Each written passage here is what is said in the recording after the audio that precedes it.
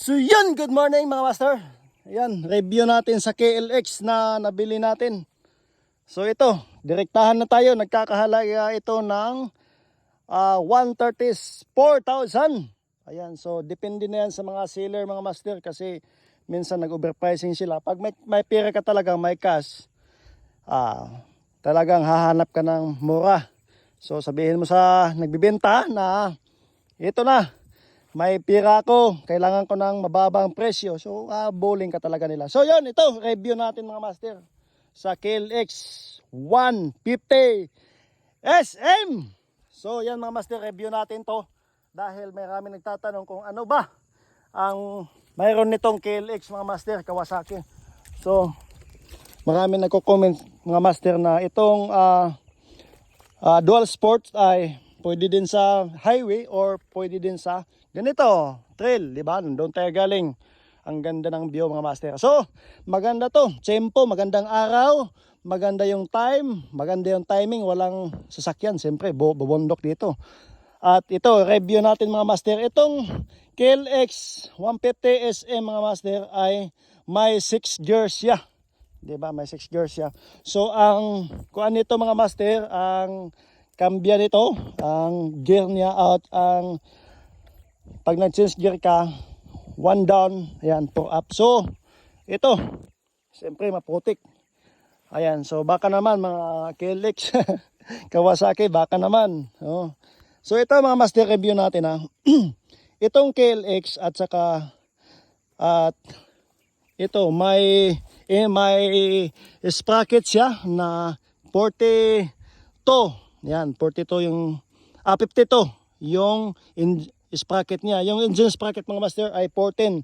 So, naka-design talaga siya na pan-trail mga master. So, dito naman mga master, ito yung nagtataka ko dito. Ayan, ito yung panel board. Yan. So, LED na siya. Makikita mo mga master, LED na siya. Ayan. Yan. Kita nyo. Diba, may nakalagay full o parang sign ng gasolina. So, ito mga master ay hindi ko lang ito lang ang dislike sa KLX na ito. Although LED na siya, yan, para siyang, ito yung speedometer mga master, yan, pag tumakbo ka ng 50, makikita mo dito, 60, yan. So, sa fuel gauge mga master ay, talagang, pag na-empty na siya, makikita mo dyan, mag-empty na siya. Pero habang malapit na mag-empty, hindi mo makikita mga master yan. Hindi mo makikita dyan na habang malapit na mag-empty, laging full yung makikita mo dito mga master. Kahit malapit ka na mag-empty, laging full yung makikita mo. Kasi iwan ko kung ano ba ang mayroon dito sa KLX na to. Dapat sana habang bumababa yung yung gasolina, makikita mo sana dito. Pero hindi dito mga master sa KLX na to. O, di ba? Yung gasolina natin mga master, malapit na mag-empty. So, full pa rin yung nakalagay dito. Yun ang hindi ko maintindihan. Bakit ganon? So, dito mga master, makikita mo dyan, yung trim niya ay 21. No? Yung gulong niya ay 275 by 21, no, mga master. So, pang naka-design talaga siya sa pambundok. Oh, di ba? So, itong gulong natin mga master ay yan, 19 pa rin to mga master. 19 or 18. Yan. Tingnan natin mga master ha. Oh, 18 mga master. Yung gulong niya sa atras po. Pero kailangan natin pag na-trail tayo, palitan natin ng gulong. So, original pa niya yung gulong niya mga master. So, itong KLX na to mga master ay nagkakahalaga ng 134,000. So matapos ko bilhin mga master, ayan, so pinatakbo ko ng nasa 100 kilometer. May naramdaman ako na iba-iba yung tagiktik niya, nag-iba yung bulb adjustment yan, lumuwag na yung bulb adjustment niya. So pina-adjustan ko yung bulb mga master. Hindi ko na dinala sa mismong seller kasi mas grabe kalayo. at pina-adjustan ko na lang sa mekaniko ko.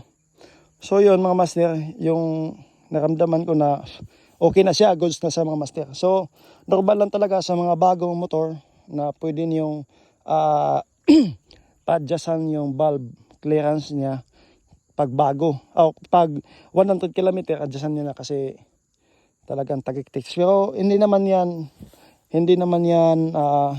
normal lang yan mga master kasi talagang bago pa siya eh. Siyempre luluwag pa yan. Hindi pa nagkasundo yung bakal to bakal.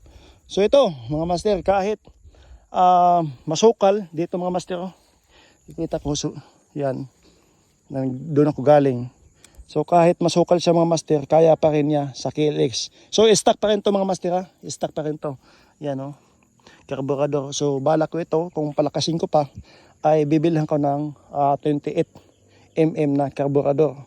At saka ito, papalitan ko ito para sa, kasi dalawang spring to eh mga master, dalawang cable to papunta doon. So may explanation pa yun na malalim. Ayan, so maganda di ba, kahit nagkaputik-putik na siya, maganda tingnan mga master. So yan, sa review ng KLX na to, mag-goods pa rin. Goods siya sa pang trail at saka pang araw-araw na. Katulad niyan, papunta sa farm, di ba? So yun mga master, yun lang ang ating review sa ating laruan natin mga master. KLX, baka naman Kawasaki. Ito yung maangas na, ito yung bagong 2025 yung model niya mga master. Ito yung bagong labas nila, di ba? Inverted na mga master, hindi katulad nung dati, telescopic pa rin.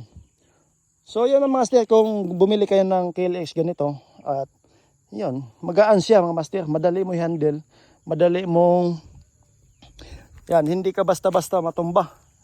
So kahit ako, nasa 5'5 ako ang height ko, so nadagdagan pa ng buta, so tumaas na tayo. Kahit mahirapan siya, pag hindi mabalanse, hindi ka basta-basta matumba dahil napakagaan siya.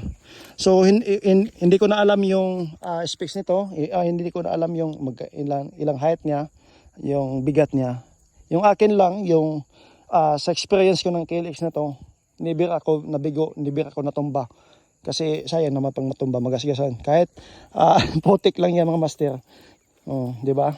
Kahit putik lang yan, kaya pa rin yan wasingan, pero at least walang gasgas. So yun mga master, ito lang yung review natin sa KLX na ating laruan. Ayan, so wala na tayo sa Saudi ngayon, nag-exit na tayo dahil ito na tulad niyan sa ating pagbablog.